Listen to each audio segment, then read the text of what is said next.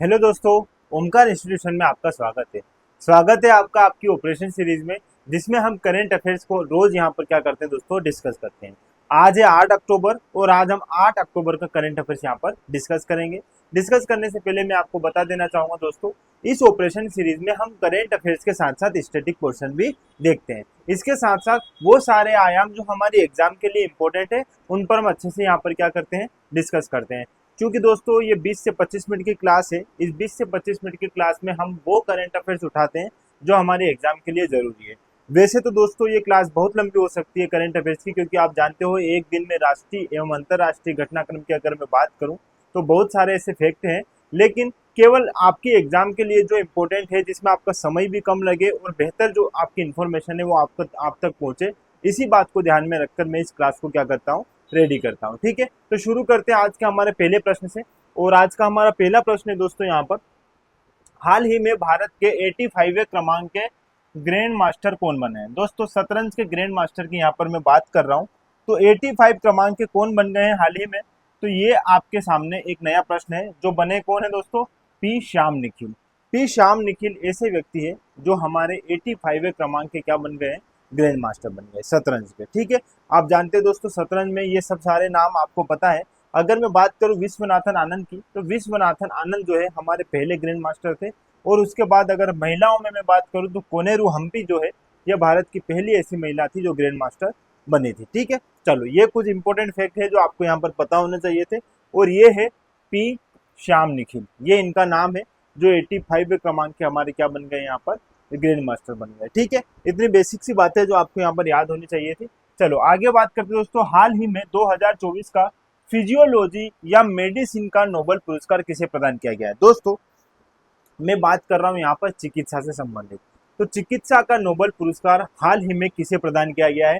इसे फिजियोलॉजी के नाम से भी पूछा जा सकता है या मेडिसिन का नोबेल पुरस्कार के नाम से भी पूछा जा सकता है। तो 2024 का किसे मिला है, तो 2024 में आपके सामने ये कुछ नाम है, जिसमें एक नाम है विक्टर एम्ब्रोस जो यूएसए से संबंधित है, और एक नाम है दोस्तों गेरी रूकुन। इन दोनों व्यक्तियों को क्या मिला है दोस्तों, 2024 का चिकित्सा से संबंधित नोबेल पुरस्कार। ठीक है, नोबेल पुरस्कार की पूरी कहानी समझते हैं अच्छे से। यहाँ से प्रश्न बनते हैं दोस्तों, एक बहुत अच्छी कहानी सुनाऊंगा, नोबेल पुरस्कार क्यों मिलते हैं और किस व्यक्ति की याद में मिलते हैं, उस व्यक्ति का इतिहास क्या रहा है नोबेल पुरस्कार का, यहाँ पर अच्छे से हम सारी बातें यहाँ पर देख लेते हैं। देखो चलो आगे बात करते हैं दोस्तों यहाँ पर थोड़ी सी इसकी। तो ये है दो व्यक्ति जिनका मैंने नाम लिया है, विक्टर एम्ब्रोस और गेरी रूकुन। ठीक है, ये दोनों व्यक्ति है, इन व्यक्ति का नाम आप यहाँ पर देख लीजिए। ये जो है यहाँ पर जो विक्टर एम्ब्रोस है, ये व्यक्ति जो है विक्टर एम्ब्रोस है, और गेरी नाम से जो है वो ये है। और इन दोनों को हाल ही में क्या मिल गया दोस्तों, चिकित्सा का नोबेल पुरस्कार 2024 का। इंपॉर्टेंट है, सीधी बात आपको यहाँ पर याद रखनी है। देखो अगर मैं बात करूँ दोस्तों, इन्होंने किया क्या है, तो इन्होंने माइक्रो आरएनए की खोज और पोस्ट ट्रांसक्रिप्शन जीन विनिमयन में इसकी भूमिका के लिए यह पुरस्कार इन्हें प्रदान किया गया। किसके लिए, माइक्रो आरएनए, और इनमें इन्हें अपनी महत्वपूर्ण भूमिका निभाई इनकी खोज में, इसीलिए इन दोनों महानुभावों को क्या मिला है यहाँ पर, चिकित्सा का नोबेल पुरस्कार। ठीक है, चलो देखो दोस्तों, प्रथम नोबेल पुरस्कार मिला था 1901 में। ठीक है, ये बात आप यहाँ पर याद रखना कि पहला नोबेल पुरस्कार कब प्रदान किया गया, 1901 में। क्षेत्र क्या क्या है, तो जैसे भौतिकी विज्ञान, रसायन विज्ञान, शरीर क्रिया विज्ञान। शरीर क्रिया विज्ञान मतलब आप समझना यहाँ पर बायोलॉजी से संबंधित, चिकित्सा से संबंधित। ठीक है, या चिकित्सा, ये यहाँ पर लिखा हुआ ये साहित्य और शांति है ना, ये कुछ आपको पता होना चाहिए क्षेत्र जो यहाँ पर दिए गए। तो प्रारंभिक रूप में नोबेल पुरस्कार कितने क्षेत्र में दिया जाता, 5 क्षेत्र में। लेकिन 1968 में दोस्तों स्वीडिश रिक्स बैंक ने अल्फ्रेड नोबेल की स्मृति में आर्थिक विज्ञान में भी स्वीडिश रिक्स बैंक पुरस्कार की स्थापना की, जिसे हम इकोनॉमी का या अर्थशास्त्र में नोबेल पुरस्कार बोलते हैं। तो प्रारंभिक रूप से नोबेल पुरस्कार जो है ये 5 क्षेत्रों में दिया जाता था, जिसमें आप सीधी सीधी बात समझना, साहित्य और शांति, 2 नाम एस से याद रख लो, साहित्य एवं शांति। उसके बाद 3 नाम जब आप पीसीबी करते हो, फिजिक्स, केमिस्ट्री, बायोलॉजी को यहाँ चिकित्सा से जोड़ देना, तो 3 पुरस्कार ये, और साहित्य और शांति 2 पुरस्कार ये। तो 5 तो प्रारंभिक रूप से दिए जाते थे, और छठा दोस्तों 1968 में दिया जाएगा हमारा किसका, अर्थशास्त्र का नोबेल पुरस्कार। तो यहाँ पर कुल जो है वर्तमान में कितने क्षेत्र में दिया जाता है यह पुरस्कार, 6 क्षेत्र में। ठीक है, ये छोटी सी कहानी आपको यहाँ पर पता होनी चाहिए। पुरस्कार समिति कहाँ पर है? ओस्लो में स्थित है दोस्तों। शांति का जो नोबेल पुरस्कार है वो कहाँ पर मिलेगा? ओस्लो में मिलेगा। ओस्लो क्या है? ओस्लो दोस्तों नॉर्वे की राजधानी है। नॉर्वे क्या है? नॉर्वे एक यूरोपियन कंट्री है, एक छोटा सा देश है नॉर्वे। नॉर्वे में अगर मैं बात करूँ, नॉर्वे विश्व में सबसे ज्यादा दोस्तों इलेक्ट्रिक वाहन अगर कहाँ पर है, पहले नंबर पर अगर इलेक्ट्रिक वाहनों का सबसे ज्यादा अगर बिक्री कहीं पर हो रही है तो वो कहाँ पर हो रही है? नॉर्वे में। और नॉर्वे की राजधानी ओस्लो, और ओस्लो में ही जो है शांति का नोबेल पुरस्कार प्रदान किया जाता है। ये बेसिक सी बातें आपको पता होनी चाहिए। देखो कहानी समझते दोस्तों थोड़ी सी नोबेल पुरस्कार की।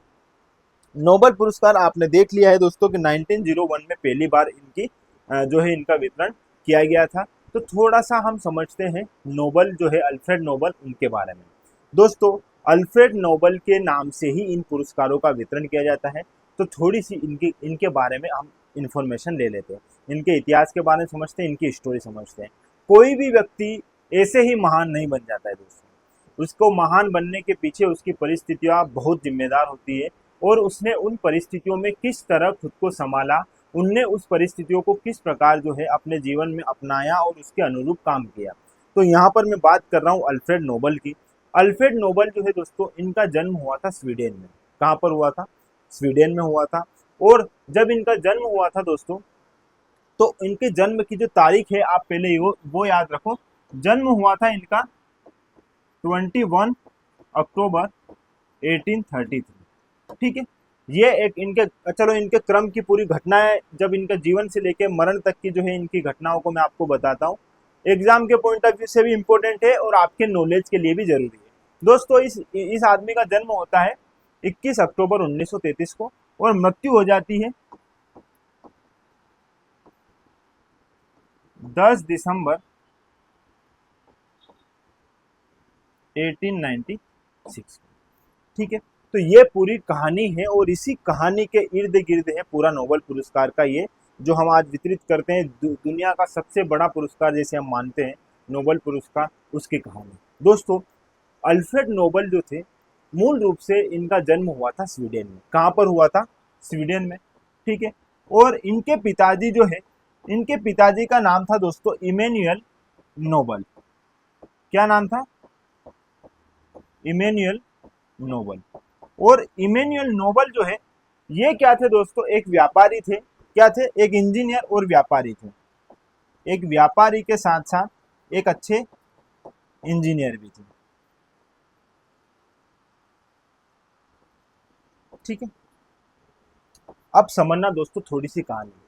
जब इमैनुअल जो है इमैनुअल नोबेल जो है, जब ये स्वीडन में हुआ करते थे, इनकी आर्थिक स्थिति बहुत डामाडोल चल रही थी। क्यों चल रही थी? क्योंकि दोस्तों इनके 8 पुत्र और पुत्रियां थे, मतलब इनके 8 बच्चे थे और 2 ये मतलब इनकी बीवी और बच्चे। इस प्रकार 8 से 10 फैमिली, एक फैमिली में 8 से 10 मेंबर थे, और इन 8 से 10 मेंबर का पेट भरना अपने आप में एक चुनौती थी, क्योंकि इनकी आर्थिक स्थिति इतनी अच्छी नहीं थी। तो ये क्या करते हैं, स्वीडन से फिर चले जाते हैं कहाँ पर? रूस में। जब ये रूस में जाते हैं तो रूस में दोस्तों इनका तो व्यापार था और ये इंजीनियर थे, तो ये क्या हथियार बनाने का काम करते थे। जो नोबेल अल्फ्रेड नोबेल के जो पिताजी थे इमैनुअल नोबेल, ये क्या थे? एक व्यापारी थे और इंजीनियर थे। तो ये क्या करते थे? हथियार बनाते थे। और उस समय क्या चल रहा था दोस्तों?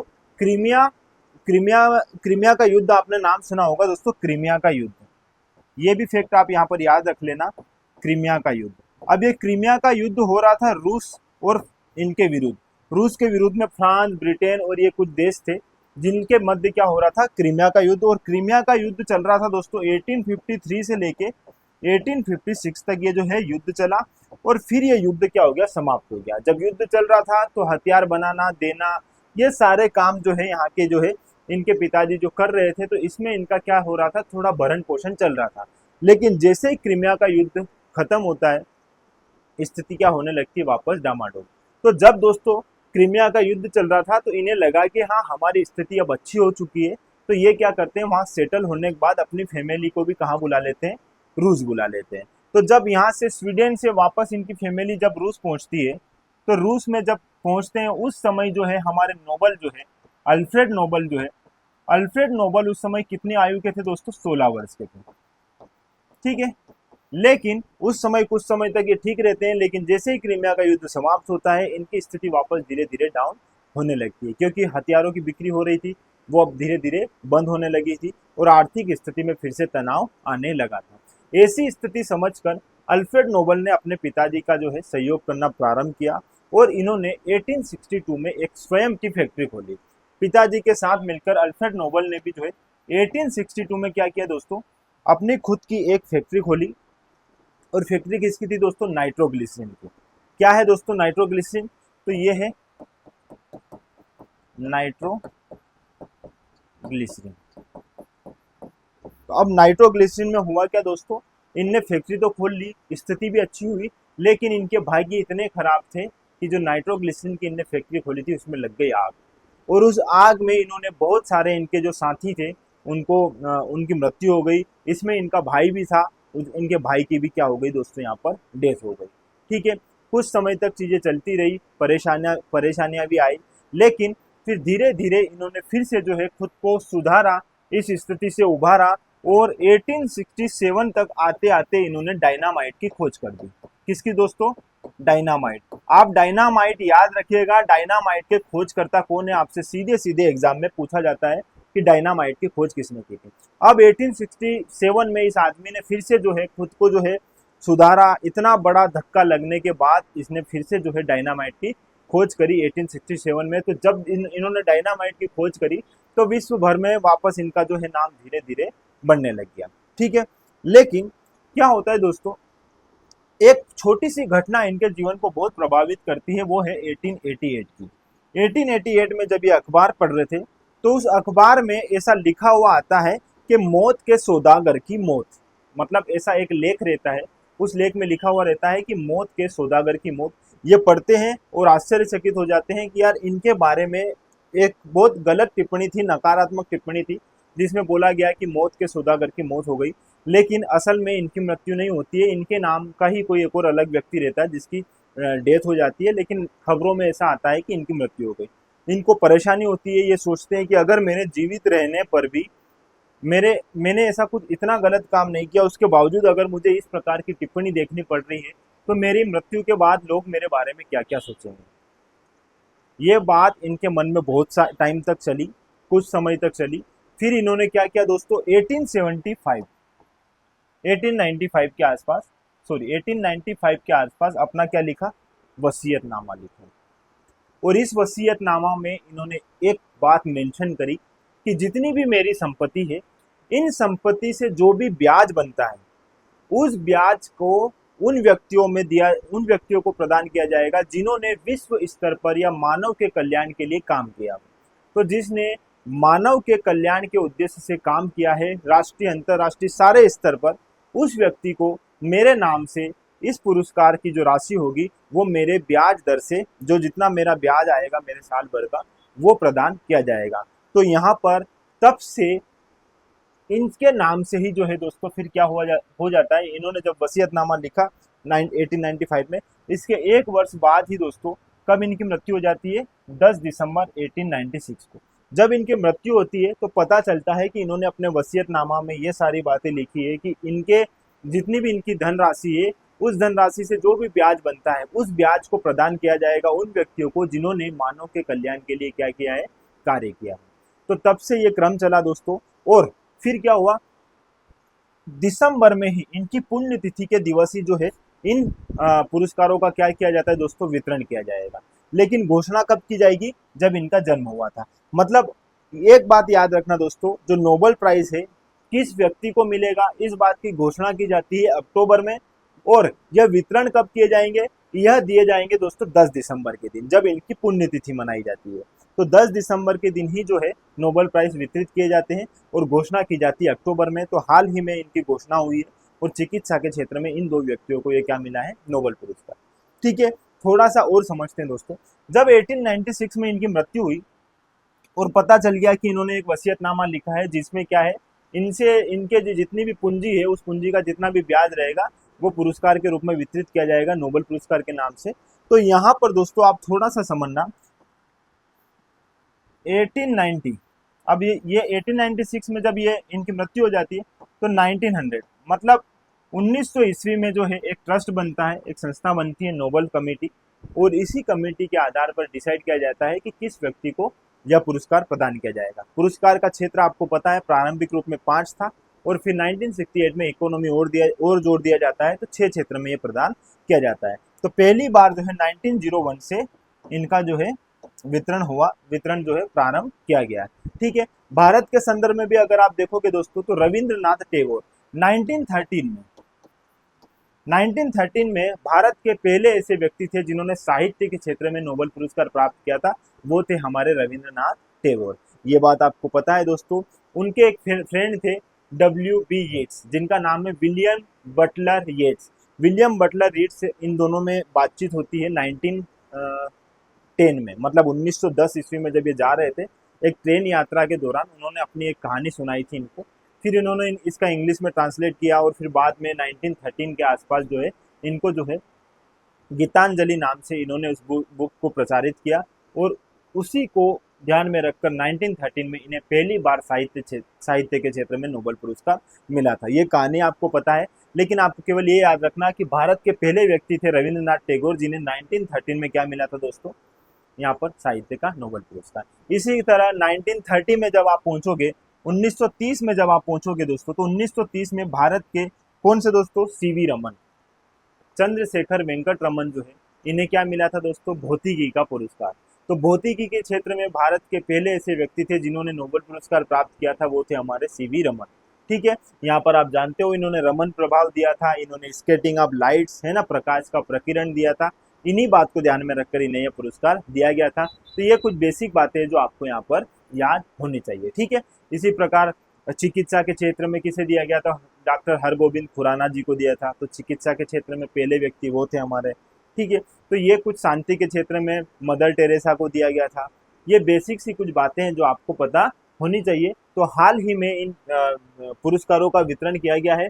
आई होप कि ये पूरी कहानी आपको समझ में आई होगी इस महान व्यक्ति की, क्योंकि इस महान व्यक्ति ने अपने जीवन में इतनी सारी विपत्तियां परेशानियां आने के बावजूद भी जो है क्या किया दोस्तों, डरा नहीं, खड़ा रहा, और आज विश्व भर में इनका नाम जो है, जब तक हम हैं तब तक ये नाम चलता रहेगा, और ये पुरस्कार का वितरण भी हमेशा के लिए दिया जाएगा। ठीक है, चलो अच्छी बात थी, बहुत अच्छा इनका इतिहास रहा है। दर्दनाक जरूर था, परेशानियां भी जरूर थी, लेकिन संघर्ष के आगे सारी चीजें क्या हो जाती है, फीकी हो जाती है। जब हम ईमानदारी से मेहनत करते हैं, तो ये जो आसपास की सारी बातें हैं ये एक समय में आकर फीकी पड़ जाती है। इसलिए आप भी अच्छे से मेहनत करो। अभी आपको भी ताने बाने सुनने पड़ते होंगे कि यार इसका सिलेक्शन हो गया, तेरा क्यों नहीं हुआ। तो सबकी अपनी अपनी जर्नी है, सबके साथ कुछ घटनाएं होती है, अच्छी बुरी। तो जो भी है दोस्तों, अच्छे से अपने फोकस को, अपना जो लक्ष्य है उसको फोकस करो, और सारी चीज़ें जो है उसी पर केंद्रित करके आगे बढ़ो। सफलता निश्चित मिलेगी, और आसपास की जो बातें आज तीखी लग रही है, धीरे धीरे ये भी जो है फीकी लगने लगेगी। यकीन मानो, बस अपनी ईमानदारी से अपना काम करो। चलो आगे की बात करते हैं। भारतीय वायुसेना दिवस कब मनाया जाता है? अब ये भारतीय वायुसेना दिवस दोस्तों 8 अक्टूबर के दिन जो है किसकी शुरुआत होती है दोस्तों, इसकी स्थापना होती है वायुसेना की। तो इसी बात को ध्यान में रखकर हम जो है 8 अक्टूबर को क्या मनाते हैं दोस्तों, वायुसेना दिवस। थोड़ी सी बात करते हैं वायुसेना दिवस की। स्थापना हुई थी दोस्तों 8 अक्टूबर 1932 को। भारतीय वायुसेना की स्थापना कब हुई थी? 8 अक्टूबर 1932 को। एयर मार्शल सुब्रतो मुखर्जी ने भारतीय वायुसेना के पहले प्रमुख का पद संभाला था। तो पहले कौन है? एस मुखर्जी जो है हमारे पहले एयर मार्शल थे। ठीक है, और ये जो है वर्तमान में वायुसेना का एक अभ्यास किया जा रहा है दोस्तों। एयर शो जो हो रहा है, ये चेन्नई के मरीना बीच पर एक शानदार एयर शो का आयोजन किया जा रहा है। ठीक है, इस कार्यक्रम के मुख्य अतिथि तमिलनाडु के माननीय मुख्यमंत्री श्री M.K. स्टालिन थे। ये आपको जानकारी होनी चाहिए। वायुसेना प्रमुख air chief marshal AP Singh. अभी वर्तमान में वायुसेना के प्रमुख कौन है? Air chief marshal AP Singh. और पहले कौन थे दोस्तों? मार्शल सुब्रतो। ये नाम आप यहाँ पर याद रख लीजिएगा। इस वर्ष की थीम क्या है? सशक्त, सक्षम और आत्मनिर्भर। ठीक है, इसके साथ साथ दोस्तों इसका आदर्श वाक्य क्या है? गौरव के साथ आकाश को छुओ। ठीक है, गौरव के साथ किसको छूना है? आकाश को छूना है। तो ये बिंदु आप यहाँ पर याद रखना। वायुसेना से संबंधित कुछ महत्वपूर्ण बातें जो आपको ध्यान रखनी चाहिए, एक बेसिक सी बातें जिनको हम यहाँ पर अच्छे से देखते हैं। दोस्तों, आजादी से पहले भारतीय वायुसेना को रॉयल इंडियन एयरफोर्स के नाम से जाना जाता है। इससे पहले वाली कक्षा में भी मैंने डिस्कस किया था, ये सारी बातें आपको बताई थी। अभी जो है 8 अक्टूबर के दिन आज वायुसेना दिवस मनाया जाता है, इसीलिए हम इसको एक बार और अच्छे से क्या है यहाँ पर देख लेते हैं। ठीक है, आजादी के बाद साल 1950 में रॉयल शब्द हटाकर इसका नाम बदलकर इंडियन एयरफोर्स कर दिया है। ये बात आप यहाँ पर याद रखिएगा। भारतीय वायुसेना का मुख्यालय कहाँ पर है? नई दिल्ली में है। भारत के राष्ट्रपति भारतीय वायुसेना के कमांडर इन चीफ होते हैं। ठीक है, वायुसेना एयर चीफ मार्शल होते हैं और वायुसेना का नेतृत्व करते हैं। भारतीय वायुसेना ने द्वितीय विश्व युद्ध में ब्रिटेन का साथ दिया था दोस्तों, याद रखना, क्योंकि उस समय हम आजाद नहीं हुए थे। 1938 के आसपास तो इसकी स्थापना हुई थी, 1947 में हम आजाद हुए, तो 1940, 41, 42 जब द्वितीय विश्व युद्ध चल रहा था तो उस समय हमने किसका साथ दिया दोस्तों? ब्रिटेन का साथ दिया। ठीक है, आगे बात करते हैं। आजादी के बाद से भारतीय वायुसेना ने पाकिस्तान और चीन के साथ कई युद्धों में हिस्सा लिया है। ठीक है, भारतीय वायुसेना ने ऑपरेशन विजयी, ऑपरेशन मेघदूत, ऑपरेशन कैक्टस और ऑपरेशन पुमलाई जैसे कई बड़े मिशन को अंजाम भी दिया है। ठीक है, तो ये कुछ बिंदु है जो आपको यहाँ पर याद रखने हैं, वायुसेना से संबंधित है और इम्पोर्टेंट है। ठीक है, अब बात करते हैं दोस्तों, हाल ही में नेपाल के मुख्य न्यायाधीश के रूप में किसे नियुक्त किया गया है? तो प्रकाश मान सिंह राउत जो है, इन्हें नेपाल के मुख्य न्यायाधीश के रूप में नियुक्त किया गया है। ये इनका फोटो है, ये आप यहाँ पर अच्छे से देख सकते हो। चलो दोस्तों, अब रिवीजन करते हैं हमारे उन प्रश्नों का जो हमने कल करंट अफेयर्स का डिस्कस किया था। उन प्रश्नों में सबसे पहला प्रश्न था हमारा दोस्तों यहाँ पर, विश्व कपास दिवस कब मनाया जाता है? विश्व कपास दिवस दोस्तों 7 अक्टूबर को विश्व कपास दिवस मनाया जाएगा। और विश्व पर्यावरण दिवस कब मनाया जाता है दोस्तों? यह भी जो है 7 अक्टूबर को मनाया जाता है। मैंने आपको बताया था दोस्तों, हमारी इस सीरीज में हम जो कल का करंट अफेयर्स देखते हैं, जिसको हम अच्छे से डिस्कस करते हैं, उसके सारे आयाम को देखते हैं, उसको अगले दिन जैसे आज जो है हम रिवीजन के तौर पे भी देखते हैं। रिवीजन में हम केवल उनके प्रश्न को सही तरीके से लगाते हैं और आगे बढ़ते हैं, जिससे आपका 2 दिन का करंट अफेयर्स एक साथ यहाँ पर क्या हो जाए? कंप्लीट हो जाए। ठीक है, इसी बात को ध्यान में रखकर ये श्रृंखला चलाई जा रही है दोस्तों। तो विश्व पर्यावरण दिवस मनाया जाएगा 7 अक्टूबर। पर्यावरण क्या होता है मैंने आपको बताया था दोस्तों। पर्यावरण ऐसा आवास जहाँ पर जो जीव जंतु है, प्राणी जो है, वो अपना निवास स्थान जिसे मानता है। ठीक है, पर्यावरण से मिलता जुलता ही एक और शब्द था प्रवासी। तो भारतीय प्रवासी दिवस कब मनाया जाएगा दोस्तों? 9 जनवरी को मनाया जाएगा। क्यों मनाया जाएगा? 9 जनवरी 1915 के दिन जो है महात्मा गांधी जो है अफ्रीका से कहाँ आए थे? भारत आए थे। इसी बात को ध्यान में रखकर प्रति वर्ष भारतीय प्रवासी दिवस भी मनाया जाएगा, और वो मनाया जाएगा 9 जनवरी को। ठीक है, 1915। प्रवासी और पर्यावास में मैंने अंतर बताया था, पर्यावास का मैंने अभी आपको बता दिया है। प्रवासी आप समझना ऐसे व्यक्ति जो अपना मूल देश है उसको छोड़कर किसी अन्य देश में क्या कर रहे हैं? अन्य देश में जो है निवास करना चाहते हैं या वहाँ की नागरिकता लेना चाहते हैं, तो ऐसे व्यक्ति जो है प्रवासी कहलाते हैं। चलो आगे की बात करते हैं। भारतीय वायुसेना 6 अक्टूबर 2024 को अपनी कौन सी वर्षगांठ मनाएगी दोस्तों? कौन सी वर्षगांठ मनाएगी? 92वीं क्रमांक की जो है हमारी वायुसेना 6 अक्टूबर को अपनी कौन सी वर्षगांठ मना रही है? 92 क्रमांक की। विश्व स्वास्थ्य संगठन ने हाल ही में एलिनिटी MXV परख नामक एक परीक्षण को मंजूरी दी है। यह किस बीमारी से संबंधित है? यह एमपोक्स से संबंधित है। परख नली वाला जो है ये कॉन्सेप्ट मैंने आपको पूरा अच्छे से बताया था, क्योंकि अगस्त 2024 में एमपोक्स को लेकर WHO ने क्या किया था? उसे इमरजेंसी घोषित किया था। अब हाल ही में इसके केसेस को रोका जा सके, इसी बात को ध्यान में परीक्षण भी शुरू कर दिए गए हैं। तो यहाँ पर ये वाला परीक्षण जो है एनिलिटी MMPXV किससे संबंधित है? एमपोक्स से संबंधित है। ठीक है, तो ये बात यहाँ पर याद रखना। COP16 जैव विविधता सम्मेलन का आयोजन कब से कब तक किया जाएगा? तो दोस्तों 21 अक्टूबर से लेके 1 नवंबर 2024 तक जलवायु को ध्यान में रखकर यह जो है मनाए जाने वाला सम्मेलन है। तो COP16 का आयोजन 21 अक्टूबर से 1 नवंबर तक किया जाएगा। ठीक है, तो ये कुछ बेसिक बातें जो आपको पता होनी चाहिए। मालाबार नौसेना अभ्यास 2024 में कितने देश भाग लेते हैं? तो दोस्तों 4 देश यहाँ पर भाग लेते हैं, और इन 4 देशों का नाम आप मुझे कमेंट सेक्शन में जरूर बताना। कल हमने मालाबार नौसेना अभ्यास को बहुत अच्छे से विस्तृत रूप से पढ़ा था। कब से शुरू हुआ? पहले प्रारंभिक रूप से किन किन देशों का जो है यह अभ्यास हुआ करता था, जैसे भारत और अमेरिका ने इसे प्रारंभ किया था, लेकिन बाद में 2 अन्य देश और कौन कौन से जुड़ गए। तो आपको ये जो 4 देश है, इन 4 देशों का नाम जो है बताना है आपको कमेंट सेक्शन में। ठीक है, तो इस प्रकार दोस्तों जुड़े रहिए हमसे, और डेली का करंट अफेयर्स भी हमसे पढ़िए, आप अपडेट रहिए। इसके साथ साथ दोस्तों यदि आप टेलीग्राम चैनल से नहीं जुड़े हैं तो टेलीग्राम चैनल से जुड़ जाइए, क्योंकि टेलीग्राम चैनल पर हम डेली का करंट अफेयर से संबंधित जितनी भी बातें होती है, डेटा होता है, वो सारा हम वहाँ पर अच्छे से क्या करते हैं? कंप्लीट करते हैं, जिससे आपकी तैयारी बेहतर तरीके से संचालित हो सके। तो इस प्रकार दोस्तों जुड़े रहिए, और जुड़े रहने के लिए आपका बहुत बहुत धन्यवाद। Thank you.